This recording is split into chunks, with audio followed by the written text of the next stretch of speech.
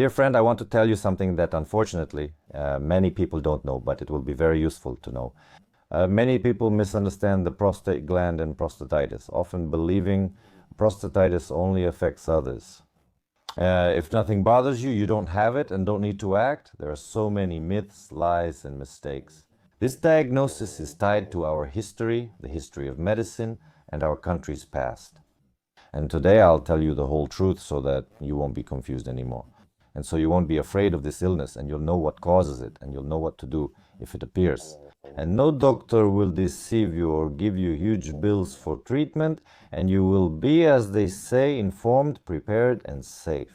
So watch this episode until the end, and together we'll figure out what prostatitis really is, what causes it, how to treat it properly, and what you need to avoid so you don't get it. Because prostatitis is actually a reflection of your own condition. In 2008, I met a doctor who worked at our hospital, at the city emergency hospital, and he saw male patients from morning till night. You enter the admissions department and see a crowd of people in need, and he treated everyone exactly the same. He did every massage, and even the shape of his finger changed because of it. To start, his finger was already about 30% thicker and longer than most people's. And there were always some screams under the stairs. His room was under the stairs, just like Harry Potter's. So he tormented men. He had 3 or 4 families. He managed to provide for all of them. And for him, it was already like some kind of conveyor belt. Yes, that's a classic scenario. How do you picture prostatitis treatment? And I also, when I was studying in medical school, thought that prostatitis, since we didn't study urology right away, it was in the later years, that it's something you'll get once in your life and then it stays with you forever. And you'll be visiting the urologist every spring and fall, getting those massages, having some probe inserted into your rectum for treatment. And you know, I thought that for a long time, even after I became a urologist, because I was doing surgery, and I only treated acute prostatitis cases when they came in. And today, with the benefit of my experience, I realize that even among my colleagues, especially the older generation, there are a huge number of superstitions about this disease. Let me give you an example. I remember my uncle warning me, God forbid you sit on something cold or you'll get prostatitis and end up seeing a urologist for life and spending money. And over the years, I realized that this belief that everyone will get prostatitis, that prostatitis can't be cured, where did this come from? Let's find out. I'll show you how to handle this illness properly. First, where did prostatitis originate? Why is it believed incurable? And why do men fear it so much? Let's recall the 70s, 80s, 90s, 2000s, and today. If you have any complaints with urination, libido, erection, or some unpleasant pain in the pelvis, what do? You immediately go to a urologist. A classic urologist sits in a clinic, does an ultrasound there or a rectal exam, massages your prostate, gets a drop, sends it off, and tells you about it. You have leukocytes and prostatitis, and the usual treatment is massages. The issue is why it doesn't heal. According to many, they treat the consequence, meaning prostatitis is a result of something else, and basically they just relieve the symptoms. It's like going to an appointment for knee pain, getting a painkiller and some pain-relieving medicine, and the pain disappears. They did physiotherapy, but didn't eliminate the cause. The cause of prostatitis in probably 80% of patients is something systemic happening in the body. A very common cause is a deficiency of sex hormones, an imbalance of sex hormones, obesity, impaired blood circulation in the pelvic organs, a large amount of abdominal fat, systemic inflammation, and all of this forms a certain substrate. Yes, of course, there is inflammation there. You can do an ultrasound, you can do that massage again and see it, but the cause is different. Now let's think logically. Man, yes, so our cameraman comes in with prostatitis, gets up at night to go to the bathroom, has poor erections, and often has a weak urine stream. A typical doctor gives him a massage, prescribes anti-inflammatory suppositories and antibiotics, reducing swelling and temporarily improving blood circulation, but doesn't address the root cause. And because in the 70s, 80s, and 90s no one checked your hormones, treatment was just about dealing with flare-ups. When it happens, when it's cold in the fall, when your immunity drops in the fall, when you have few vitamins, when your testosterone level drops even more, because there are also seasonal fluctuations. You come in, they treat symptoms, and you'll keep returning because no one addresses the root cause. So probably the first thing I want to start with is the most important one. If you have clinical chronic prostatitis, first of all, how is it different? Acute prostatitis comes on suddenly like it started just yesterday. It often presents with a fever and severe symptoms. That's typical for acute prostatitis. Yes, indeed, in this case the treatment will be antibiotics, anti-inflammatory drugs in the form of suppositories, sexual rest, and most likely avoiding alcohol. Things like baths and saunas. This is acute prostatitis and it can happen to anyone, me, you, or you. And what exactly happens there? Can you explain something? It's the same thing that happens in the throat, like when your throat hurts.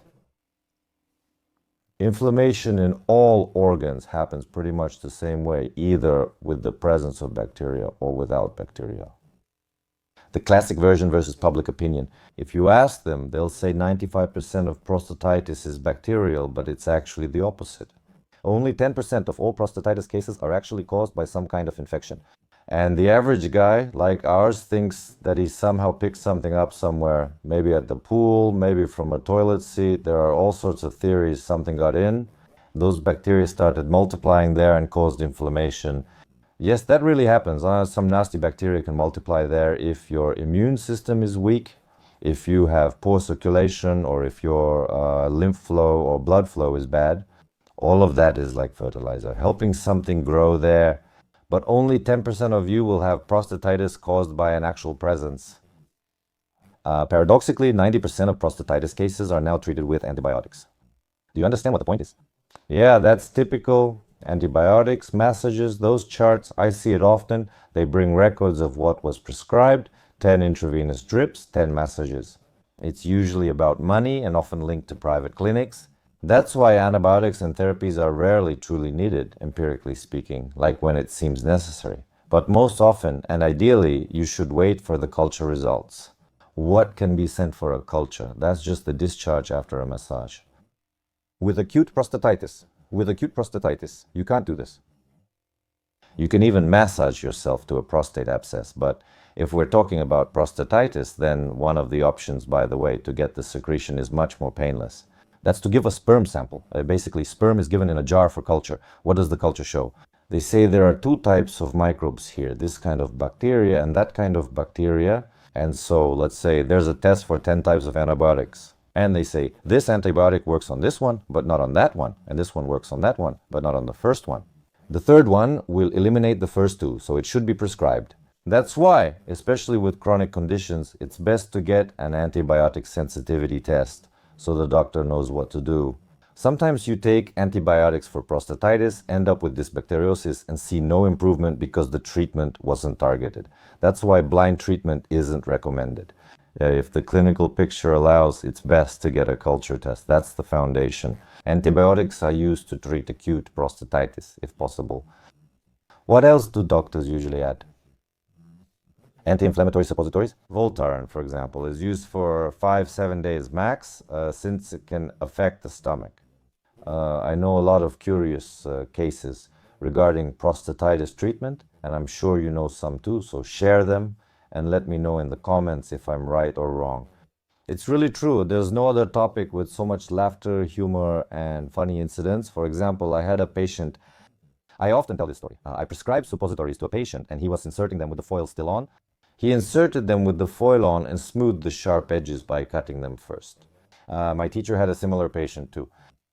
And he spent the whole weekend trying to dissolve that suppository. It kept coming out. He would wash it and put it back in. So there are a lot of stories like this. Share yours. I'll read them. They may prescribe physiotherapy such as magnetic or laser therapy to boost blood flow, helping medications work better and inflammation heal faster.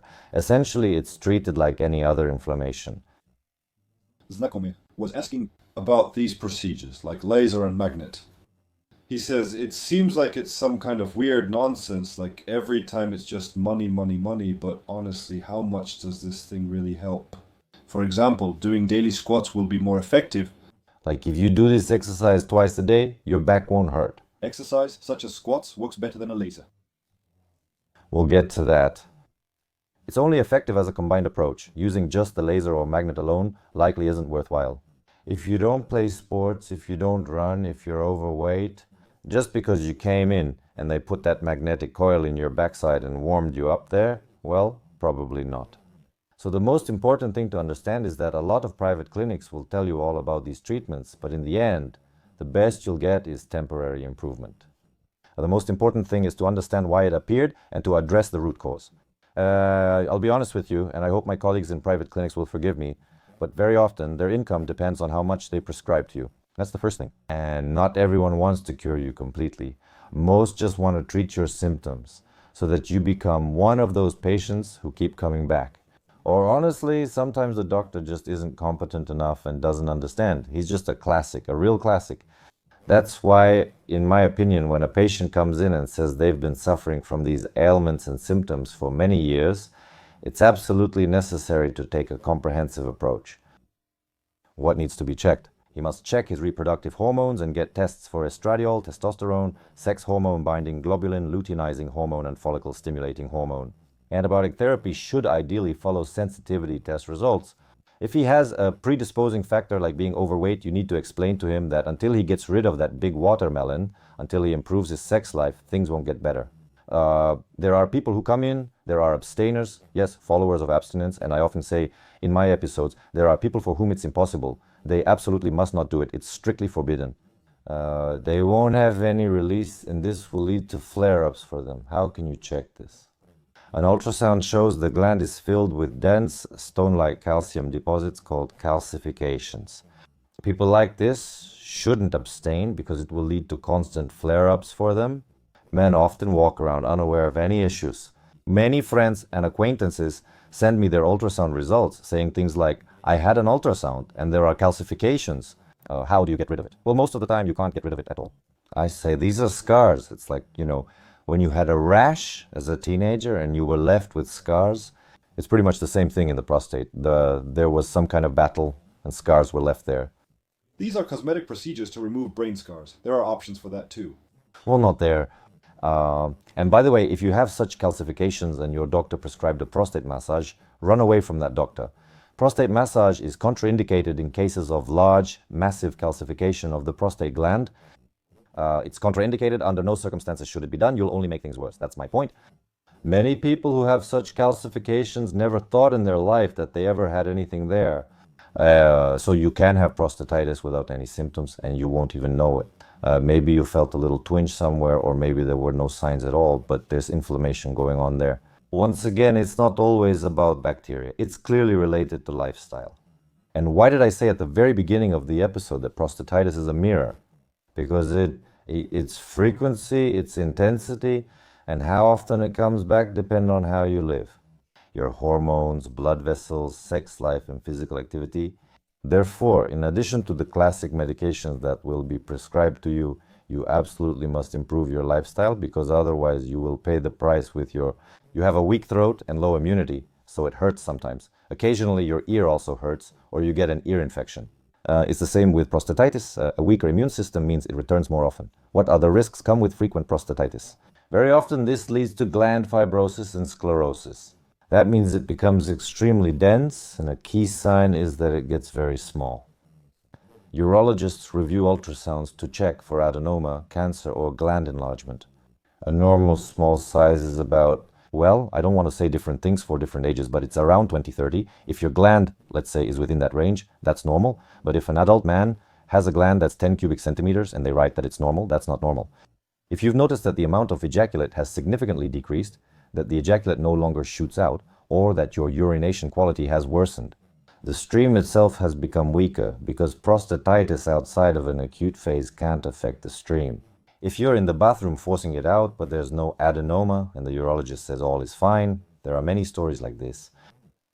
Exclude prostate sclerosis. Let's go over how else you can get checked. You can get checked. The main thing is public service announcement. Public service announcement is a tumor marker. It stands for prostate-specific antigen. It's a very simple way to check if there's any cancer in the prostate gland. You need to understand that the tumor marker is tricky. It can be elevated because you have inflammation, or because, for example, your urologist examined you with a finger, or because you had sex in the morning. That's why we do the test properly, in the morning, not during an exacerbation, and ideally before a bowel movement. That happens. When you have a large bulky stool, it really can affect the results too. And most importantly, you don't need to do this at 15 or 20 years old. People come in now and show me like, why did you get the public service announcement test? You're only 22. We do this after 35 or 40. If you have a relative, like your dad or grandfather, with prostate cancer, then you can start at 30. What for? Not to see an already elevated public service announcement, but to get the numbers every year and see the trend. Because this increase in public service announcement itself also says a lot. We may not always see a prostate lesion, but public service announcement can still be high. That is, sometimes we do a blind biopsy and find cancer. Second, if your public service announcement is high, don't panic. The total public service announcement to free public service announcement ratio is measured as a percentage. If the percentage is higher, everyone has different numbers. Some say 14, 15, some say 17, somewhere it's already 12. Let's take 15 as the normal value. So if it's above 15, that's better, toward benign public service announcement elevation. By the way, there's another important point that everyone forgets about. There are medications that mask public service announcement.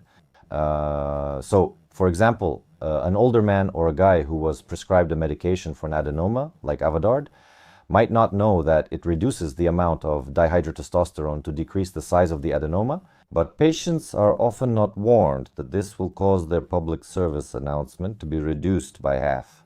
He gets his public service announcement tested at 3.9, just below the 4 threshold, but it's actually already 7 or 8. He took the test while medicated. That's important too. If the public service announcement is suddenly elevated, here's the algorithm. If there's an increase in public service announcement, we definitely go and do an ultrasound. So we supplement the marker with a visual image. Sometimes a magnetic resonance imaging is needed if your doctor sees indications for a prostate biopsy or is unsure whether to do it or not. We go and do a pelvic magnetic resonance imaging with contrast, and depending on the results, you may either be removed from the indications for a magnetic resonance imaging because they use a 5-point grading system.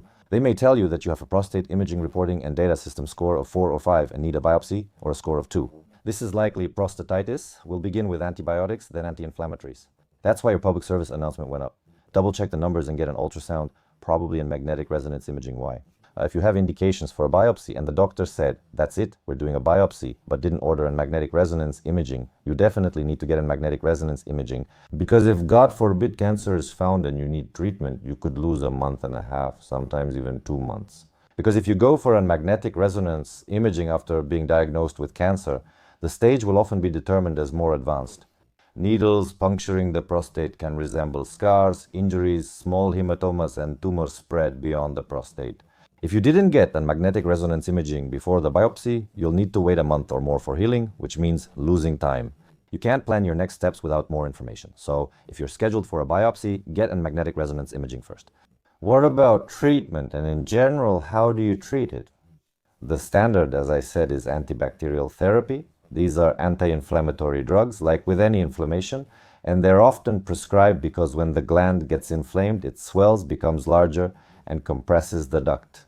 Alpha blockers are medications prescribed to help you urinate.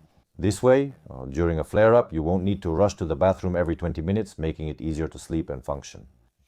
You'll be in the office running to the bathroom every 10-15 minutes. It feels like your bladder is full and you urgently need to go, but only 2 to 3 drops come out. It's just annoying. Alpha blockers are also prescribed to patients who have prostate adenomas, but alpha blockers do not treat prostate adenomas. And that's also a big problem. Don't forget about this if you prescribe one. People say, look how it helps. The stream has become good. No need to treat it. That's right. I started going for years and taking an alpha blocker, and then I come to the urologist with a prostate like this when the alpha blocker doesn't help anymore. And the consequences of surgical treatment will be, let's say, more pessimistic. Why? I waited and endured, which helped me. That's why it's called alpha adenoma. Prostatitis eventually becomes an adenoma. First is the bladder, then the severe detachment, followed by the urethra, where the prostate is. The prostate surrounds the urethra like this. It's there. The prostate gland is located under the neck of the bladder. So the neck and the prostate of the bladder are basically connected, and the urethra passes through the prostate gland. So what happens if the prostate swells? Yes, and in the prostate, besides prostatitis, that's inflammation, there are also other conditions like adenoma. Women have fibroids, men have adenoma. It's a nodule.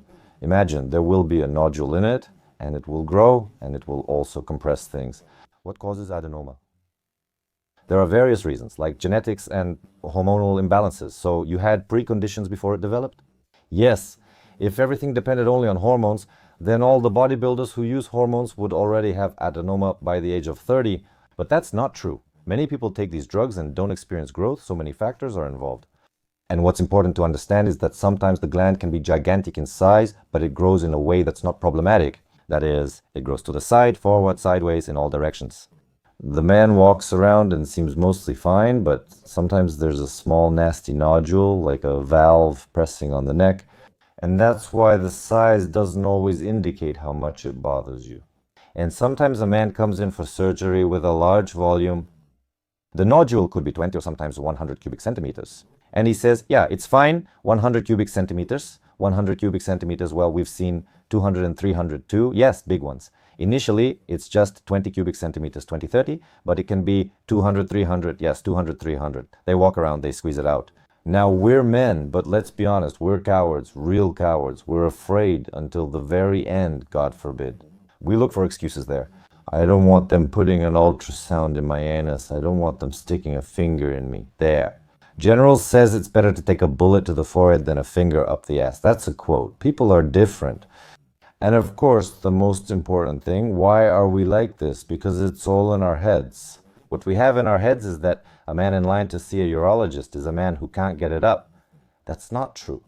Yeah, I would be glad if that were the case. If a man with low testosterone couldn't get it up, everyone would come in. Only 10-20% of men with low testosterone have erectile dysfunction. That's why a man waiting to see a urologist cares about his health. There's a great Japanese proverb. Oscar Hartman shared it with me, and I also heard it in Japan. When you have children, your health no longer belongs to you. I expanded on it and believe that if you are a citizen of a country you love, your health no longer belongs to you. Because all health problems fall not only on your shoulders, they fall on my shoulders, on the shoulders of my employees, on the shoulders of people who pay taxes. And of course, every day, by making not very good choices, in the end all the citizens of our country will pay for your poor choices. That's why I always urge you, don't drink, don't smoke, do sports, get checked up. Because let me give you a simple example. Why do we always talk about prevention? Some people say the government doesn't need us to get checked, but on the contrary, it does. Take prostate cancer, for example. Regular public service announcement tests show rising levels. We did a biopsy, you came to us, we'll treat you in 2 days, and you'll leave us healthy. With your prostate intact, we'll do brachytherapy, preserving normal urination and erectile function. And you'll pay taxes, love your wife, raise your children, do sports, and be a full-fledged citizen. You detected the tumor at stage 1 or 2. And now the second scenario. Suppose it costs the state 300,000 rubles. Treatment isn't free. Your taxes deducted from your salary pay for it. Here's the second scenario. He doesn't get tested for years. His public service announcement rises slowly. You'd have to work to miss prostate cancer here. And he comes in after 10 years and says, oh yeah, I already had some blood in my urine. I can't take it anymore. My wife made me come. He gets his public service announcement tested, and it's already 50, not 4, when it could have been caught. These are all metastases, and we say, well, we can't cure you, but we can help you. How?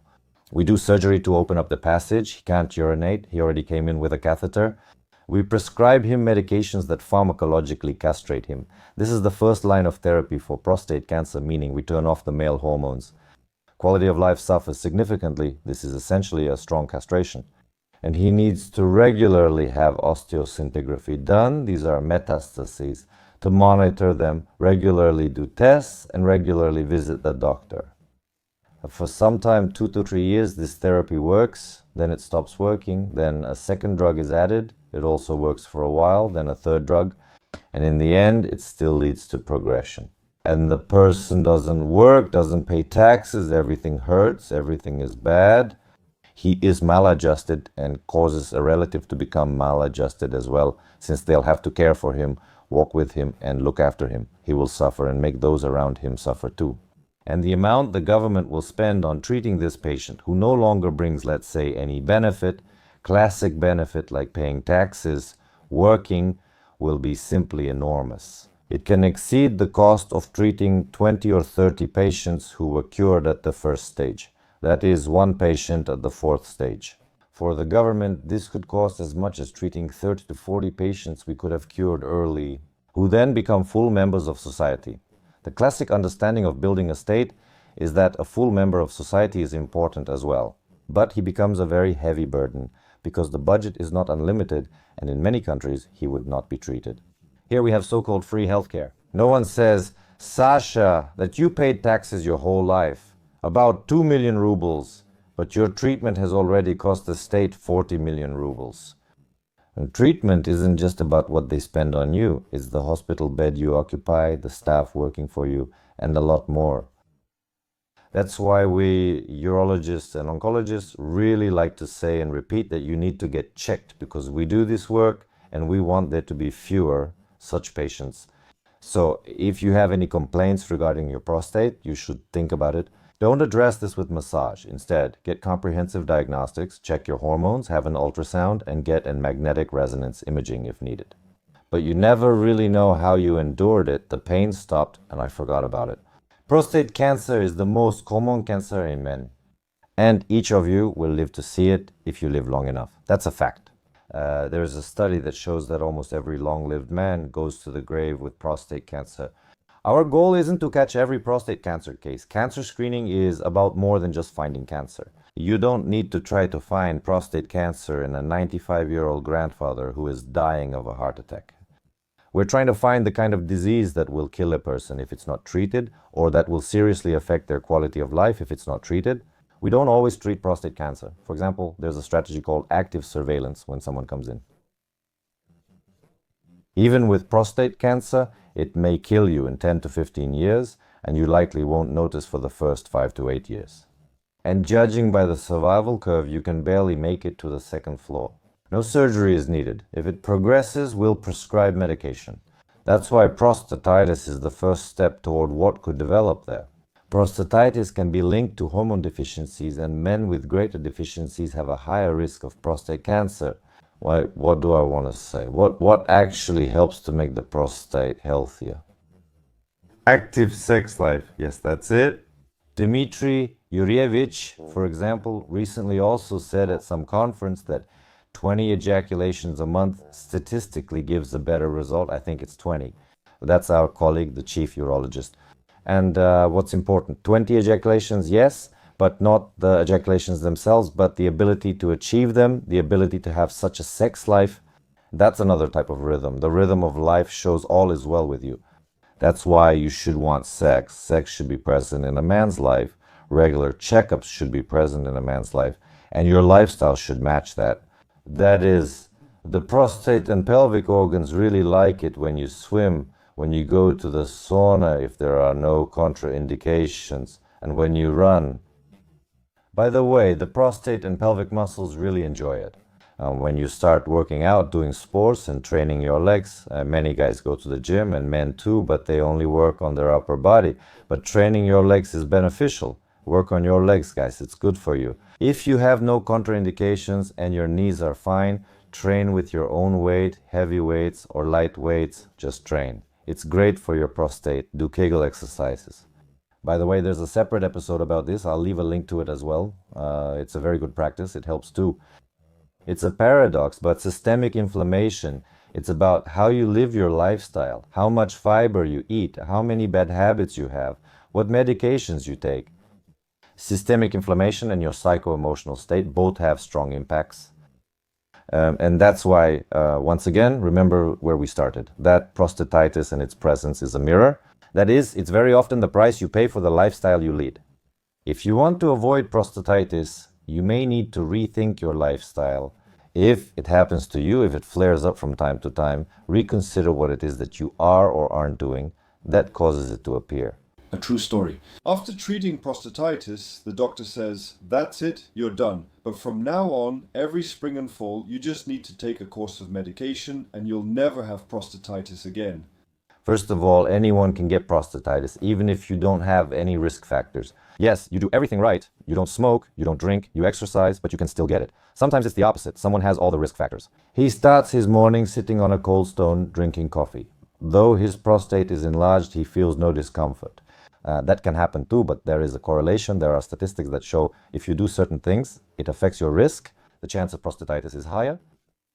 He didn't answer the questions about why. The urologist just said that everything is fine, that's all. Because he doesn't want to figure it out, because, well, it's just fine. This is a medication that, let's say, improves circulation. The question is, why is it impaired?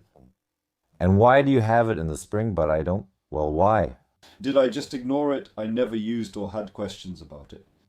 Well, he was supposed to prescribe something after all. They all do. Not all, but many of them. The official to this, what?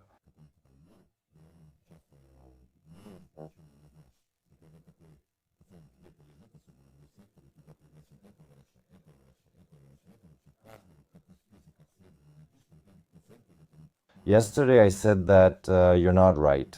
The ability to refuse or to say that you don't need anything.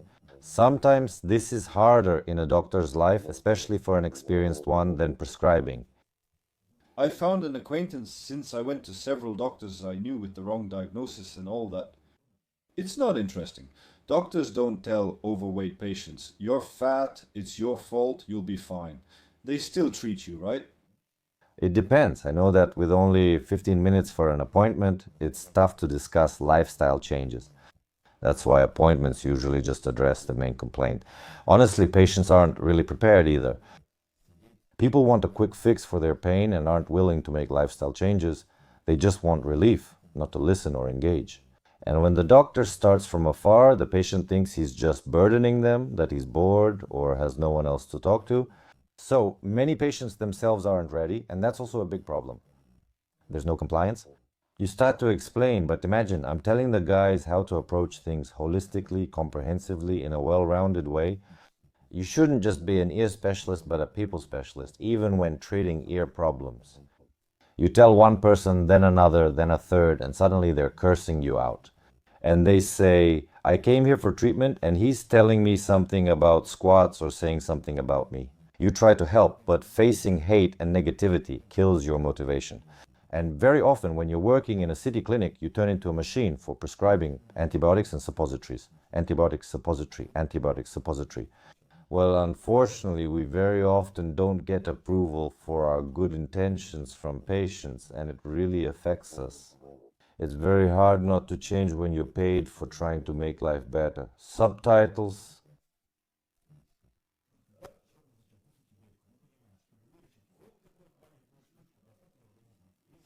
Subtitles created by Dima Torzak?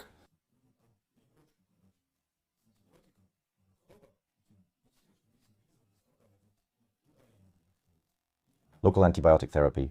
Local Kopov is now on my adjusted channel. Find a way to handle it locally.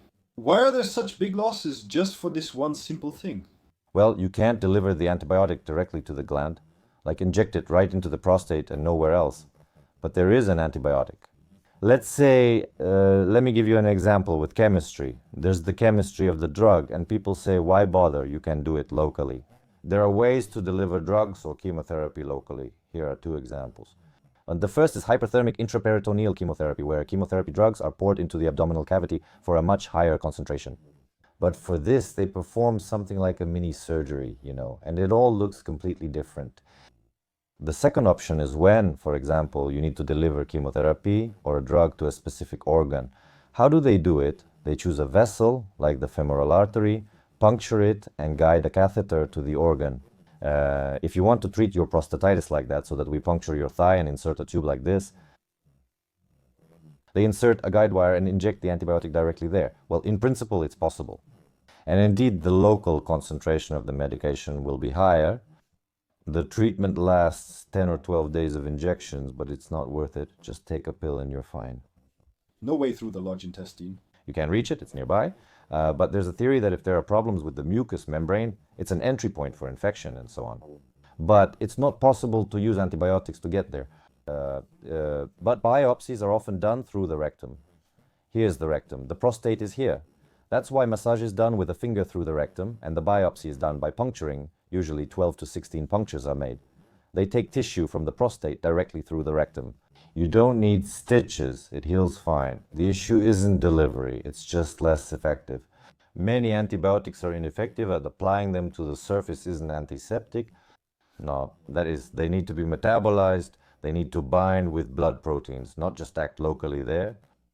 Everything in the body has a purpose. Not everything, not everything, not everything, not everything.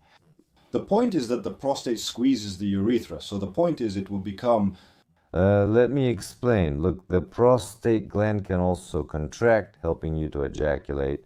If we look from the inside, the channel passing through the prostate has an opening called the seminal colliculus, through which the semen is actually expelled. But during intercourse, the sphincter that leads toward the bladder is closed. It's tight here, so the semen has nowhere to go except out. And when, for example, an adenoma is removed or the neck is operated on and this area is open, retrograde ejaculation develops. That means a person ejaculates, but everything goes not outside, but toward the bladder.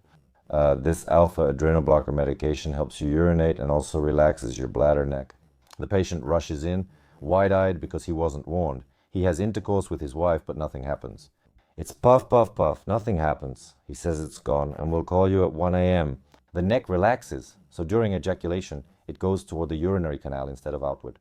The prostate is very important. It's really necessary. What it secretes acts as both a lubricant and, let's say, has a bactericidal effect. And this act of ejaculation, if you don't have a prostate, you won't be able to ejaculate. You just won't be able to. When a man has his prostate removed, he no longer ejaculates. So it's like they're firing blanks. Orgasm occurs, but no semen is released. If the prostate is removed, semen won't come out. The sperm will stay in the testicles and it won't come out because the ducts are tied, and specifically the volume of the ejaculate. Mostly it's actually the prostate gland, and the prostate is an organ that's very important for a man. The paradox is that, especially in the first half of life, this is an organ that gives life. It takes part in reproduction. It allows you to have a child. It is responsible for the secretion, for the mucus. It supports the mobility of sperm, in other words, for ejaculation. So it's an organ that essentially gives life. Conceiving a child becomes the biggest problem for you, and you start to wonder why you even need it. Who even came up with it? Women live without a prostate, but we suffer. So if a man's heart, yes, our heart is the engine, then the prostate is like an important fuel pump. In other words, it's an important structural element without which the body simply won't function. You need to love it, you need to treat it with respect, and you show that respect through your lifestyle. If it so happens that you have prostatitis, my friend, don't worry. It doesn't mean that it's with you forever now. Today you heard all this and realized it's just an illness, like something that can affect your throat or stomach, such as gastritis.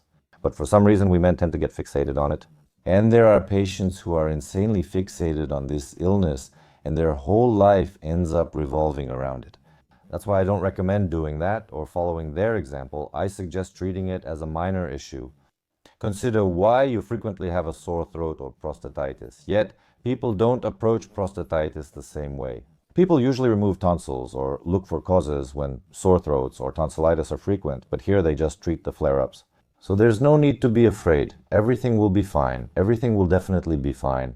To be continued, for you, for me, for the guys sitting next to us right now. And if trouble happens, we'll help. We'll help. I think today it's no longer a sentence. A competent doctor will cure your prostatitis, so you won't need repeated visits. But if it happens that you keep coming back again and again, sometimes it's not always possible to cure it. But if you see that they're giving you the same standard treatments every time and you're paying for all of it, think about it. Think about it. Honestly, I really don't like treating prostatitis. It's just not my thing. I'm talking about surgeries. I think this episode was useful for you. Please like, support the channel, and help with promotion. Maybe leave a comment or something.